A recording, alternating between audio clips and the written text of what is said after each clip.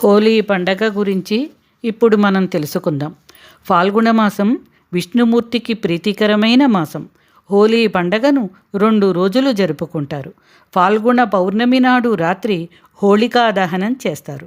ఉత్తరాది రాష్ట్రాలలో హోళికా దహనంతో పాటుగా కామదహనం కూడా చేస్తారు. మరునాడు దుష్టశక్తులను అంతమొందించినందుకు ఆనందంగా ఒకరిపై ఒకరు రంగులు జల్లుకొని హోలీ పండగ జరుపుకుంటారు. నేటి కాలంలో పౌర్ణమి నాడే అన్నీ కలిపి పండగ జరుపుకుంటున్నారు. వీరుడైన అర్జునుని జన్మ నక్షత్రాన్ని అనుసరించి ఆయన పేరు ఫల్గుణుడిగా వ్యవహరింపబడుతోంది. రాముడు వానర సేనతో కలిసి రావణునిపై యుద్ధానికి వెళ్ళినది కూడా ఫాల్గుణ మాసంలోనే. అందుకే ఈ మాసాన్ని వీరమాసంగా చాలామంది భావిస్తారు. ఫాల్గుణ పౌర్ణమిని హోళికా పౌర్ణమి అంటారు.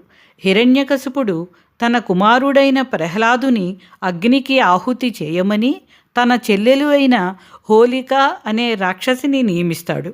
విష్ణుమూర్తి ఆమె ప్రయత్నాన్ని భంగపరిచి హోళికను బూడిదగా చేసి తన భక్తుడిని రక్షించుకుంటాడు.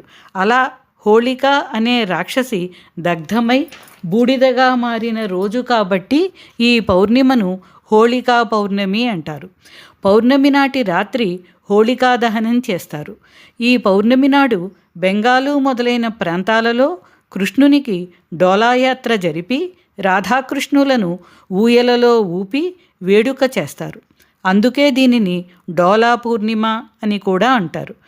మధురై ఆలయంలో మీనాక్షి సుందరేశ్వరుల కళ్యాణం జరిగే రోజు కాబట్టి తమిళనాడులో ఈ పౌర్ణమిని కళ్యాణ పౌర్ణమి అంటారు. వసంతుడి ఆగమనంతో పులకరించి పచ్చదనంతో పరవశించే ప్రకృతి అందాలు వసంతకాలంలో అందరికీ కనువిందు చేస్తాయి. అలాంటి వసంతకాలపు ప్రారంభానికి ఈ పౌర్ణమి నాంది పలుకుతుంది.